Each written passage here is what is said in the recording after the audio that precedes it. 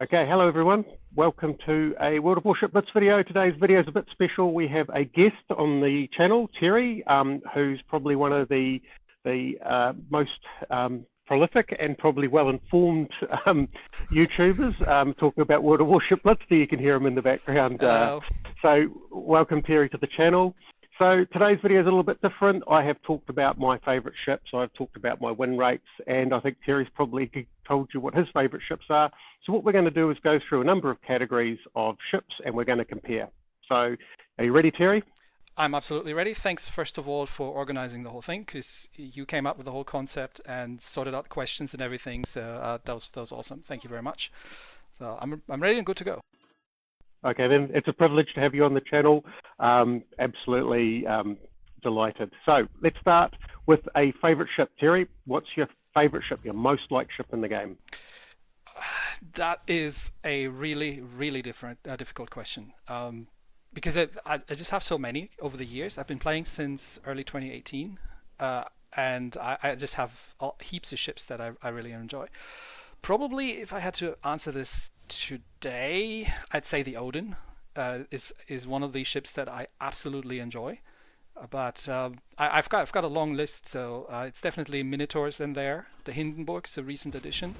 The Großer Kurfürst is an absolute favorite in the tier 10s. The Des Moines as well. Sims is one ship that I actually enjoy playing in competitive. So when we're doing division games or something, then Sims is often a good tier 7 for that. The Torpedoes, and I don't know, so many more. It's a favourite ship, the Turp. It's not the best ship, but a favourite ship. Would that be a way of summing it up? Yeah, she's not bad. She's really not bad. I've had amazing games in the Turpets, but Odin probably, if I had to answer it right now today, I'd say Odin comes up on top. Yeah, no, that's good. No, that's good. Very interesting. And you talk about what day of the week it is. So the day of the week when I answered this, my top most favourite ship at the moment is probably the Perth. So bit of a flavour because I do like my light cruisers. I do like destroyer hunting, and it's a little bit like it's a more recent one. And it's got a few things that the Leander doesn't have. So it's a bit squishier than the Leander. It has excellent concealment. It has HE, so if you're in a game with only battleships, it's not quite as slim pickings.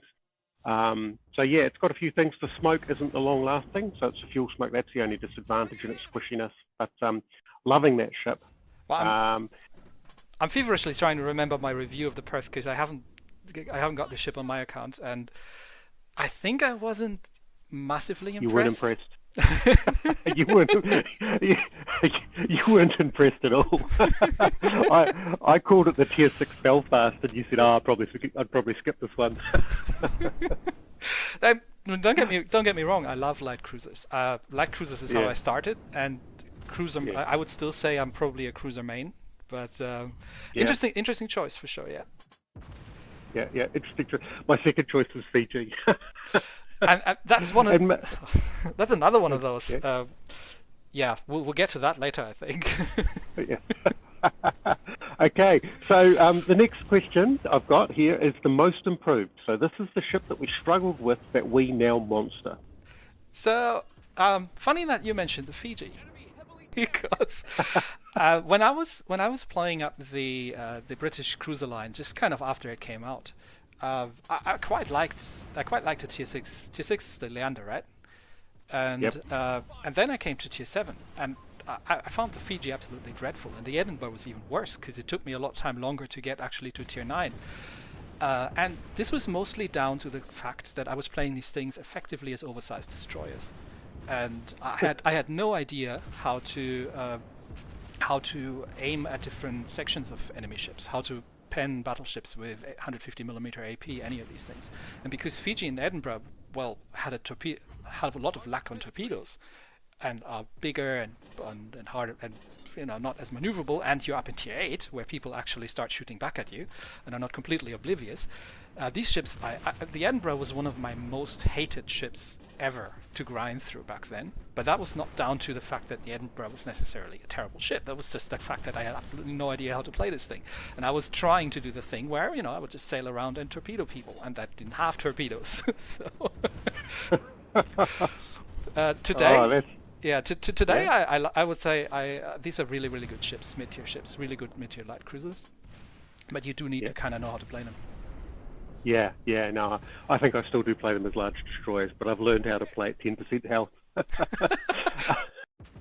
There's been a few games that I've just scraped out of, so I'll grab a cap. But yeah, I do tend to get beaten up in them. But I've had some pretty good games.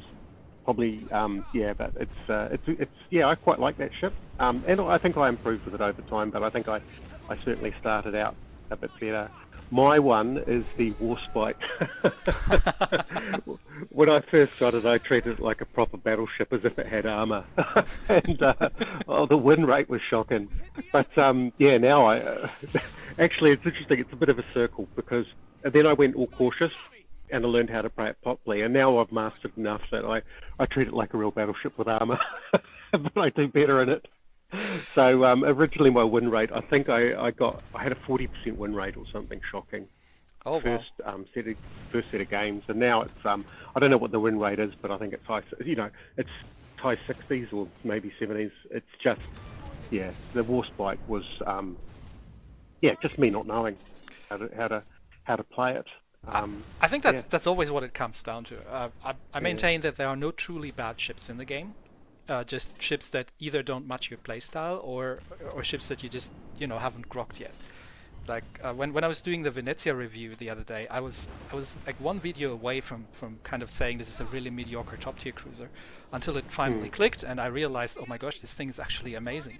But you have to know how to play them, and sometimes it just doesn't work. There are ships for me as well where I say playstyle wise they just don't work out, and I'm just not getting along with them. No matter how many times I play them, it's like this is the thing. Like I would never enjoy playing Shimakaze, like that sort of thing. Yeah, yeah. And I think the Cleveland is that for me. Oh wow. The Cleveland's an excellent ship, but Yeah. I just don't like how long it takes the shells to get there. Oh yeah. Uh, Yeah. yeah. And I tend to take a few risks in cruises, and I just don't have the smoke to get me out of trouble. Yeah, it's not that kind of ship, no. But Yeah. you're certainly not alone. A lot of people. Cleveland is one of the more. Brooklyn and Cleveland are one of the more frequently asked ships. People saying, "How in the hell am I going to play this thing?" Time. Yeah. Practice. Yeah. My second was the Fuang, which I lost the first 6 battles in a row, dropped it for 6 months, and then when I came back to it, the Fuang is, if you've ever played pinball, every now and again you get to shake the table, but if you shake it too much, the pinball machine switches off. The Fuang lets you shake the table real hard. Right. Just a triple trifecta of the sonar, the smoke, and the torpedo reload means that you're often playing uphill, but then you can just tilt the playing field well and truly in your favour for a good 30 seconds. So it's once you learn how to play it, it's actually quite a lot of fun. That is essentially the closest thing to it there is in the cruiser line. Yeah, I think the second for me was the Minsk, because that's where I originally stopped with the Soviet destroyer line, because I've played way too aggressive to the point of being suicidal. I'm saying, well, it's the destroyer, it's got torpedoes, I gotta use them. And the key to these things is actually not to use the torpedoes unless you have, well, an opportunity or anything. And yeah, it always comes down to preference and actually knowing how it goes. Yeah, absolutely. Now, speaking about unlearning stuff, the next question is the biggest slide. So this is the ship that we started out well, but can't seem to maintain a win rate in. Yeah, the Admiral Graf Spee.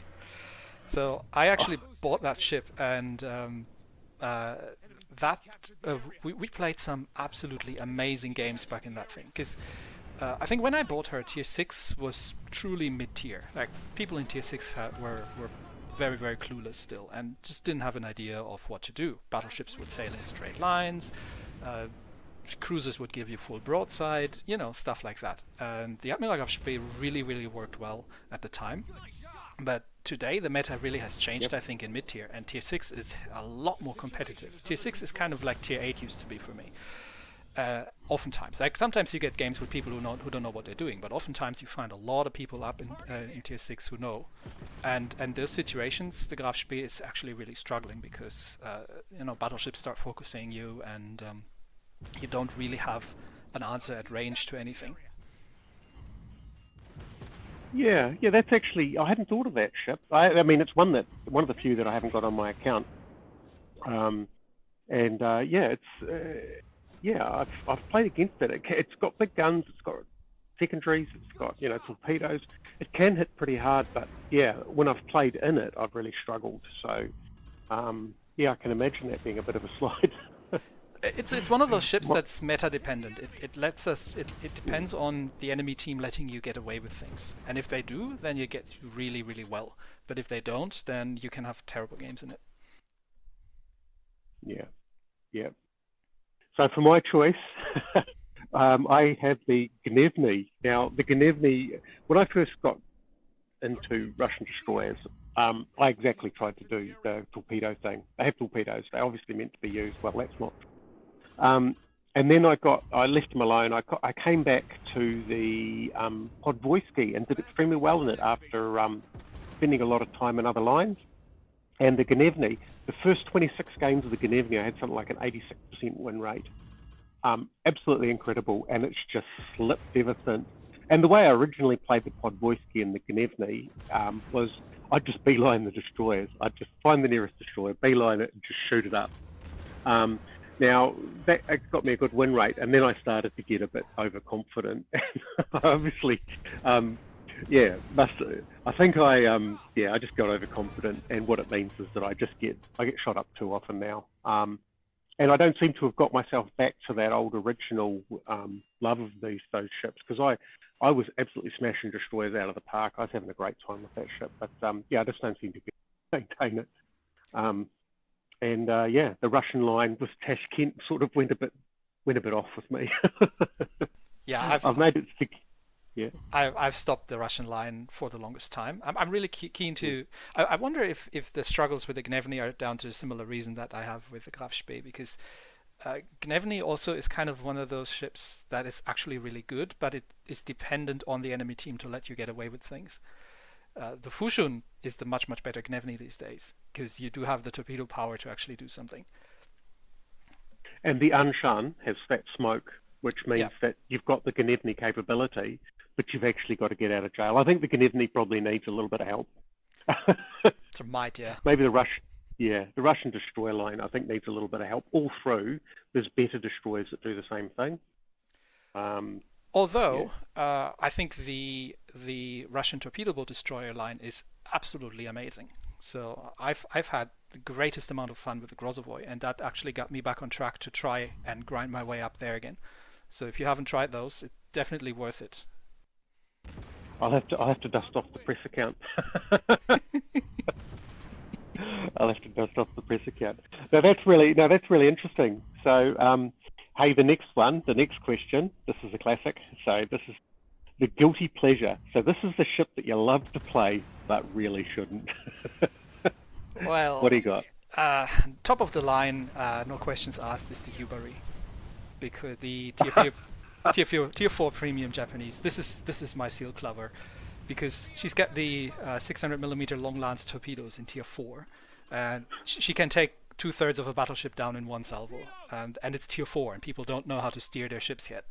So this thing is, and she's so lightly armored that even if you give full broadside, most battleships are just going to overpen.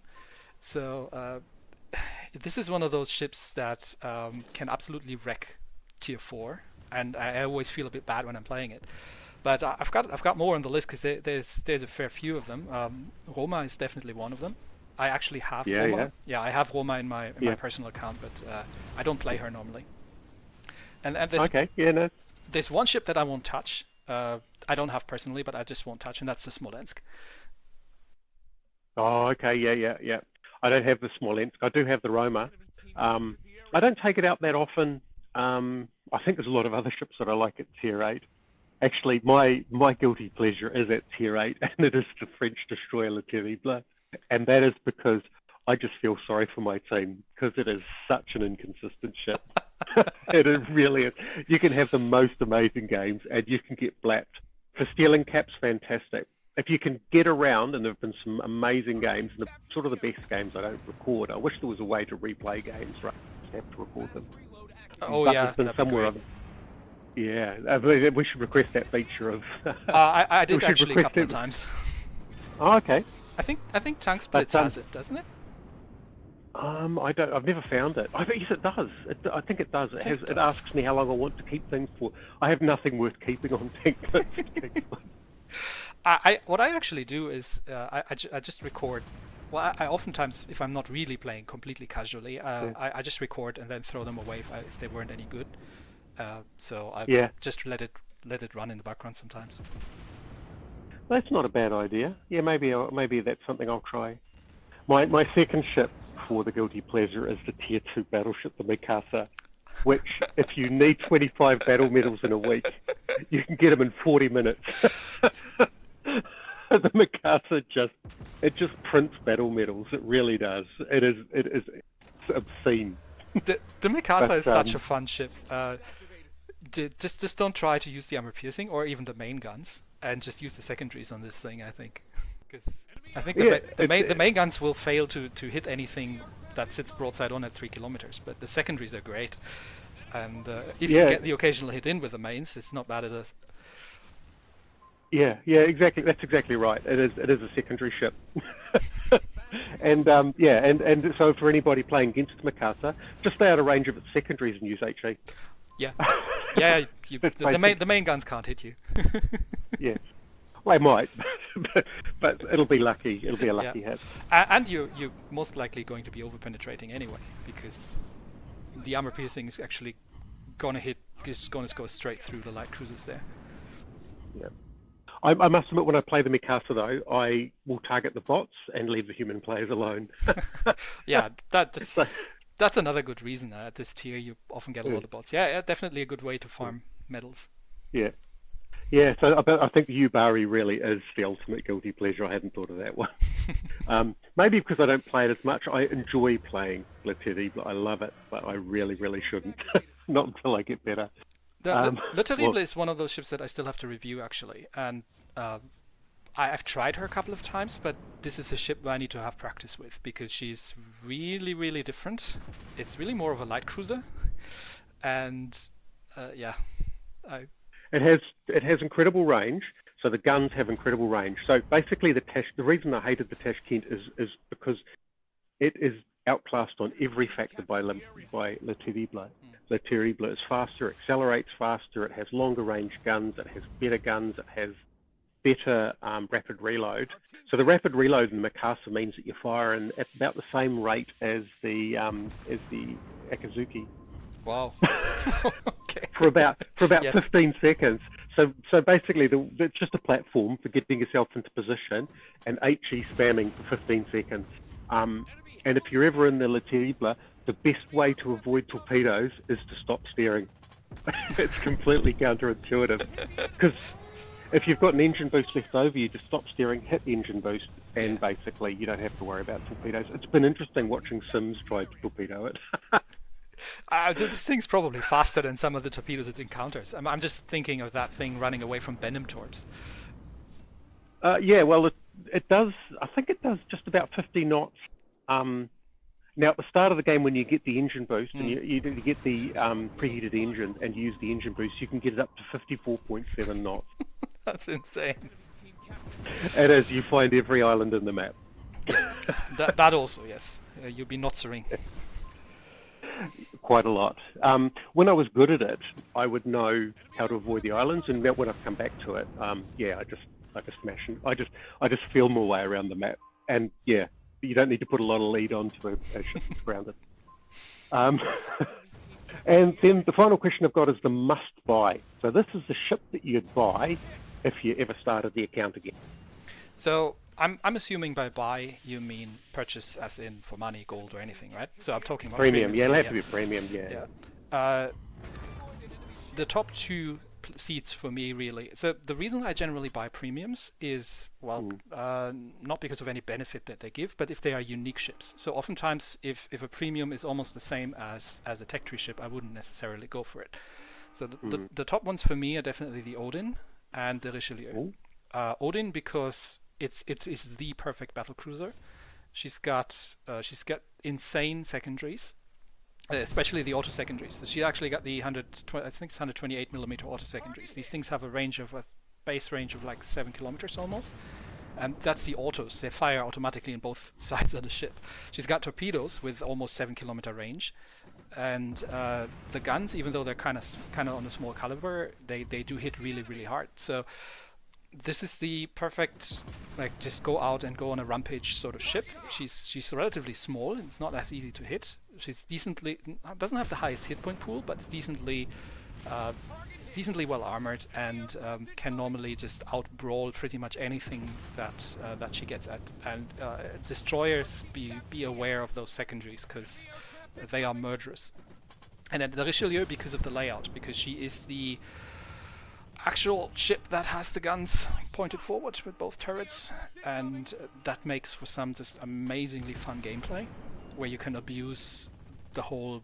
Well, we don't really have angling per se as an armor mechanic, but you can abuse a lot of out of positioning just by hiding 80% of the ship behind an island and then just firing the guns around the corner. And she's super quick and can brawl in a pinch quite well. People will be very surprised how hard a Richelieu can hit you, and you can dance circles around enemy battleships. Well, that's very interesting. Yeah, they're completely different from my picks. my number one would be the Belfast, and I think I just need to say that. Yeah, you don't really need to explain yourself on that one. And the other one probably takes a little bit more explaining, and that is probably the Anshan. And the Anshan is my go-to ship for things like Blitz Royale. So the Anshan is a great combination of concealment, torpedoes that don't have shockingly short range, smoke. The Anshan for me is it's a ship that I really enjoyed. So when I buy premiums, it's normally something that I either it's a super special or it's unique. I bought the Mysore. And but the Anshan for me, it's one of those ships that I actually do quite enjoy playing, and I quite enjoy playing the odd stealth game where I'll go in, especially if I'm the only destroyer, and just basically sneak around unseen. So I've had some games like that. So probably those are my two. That's really interesting.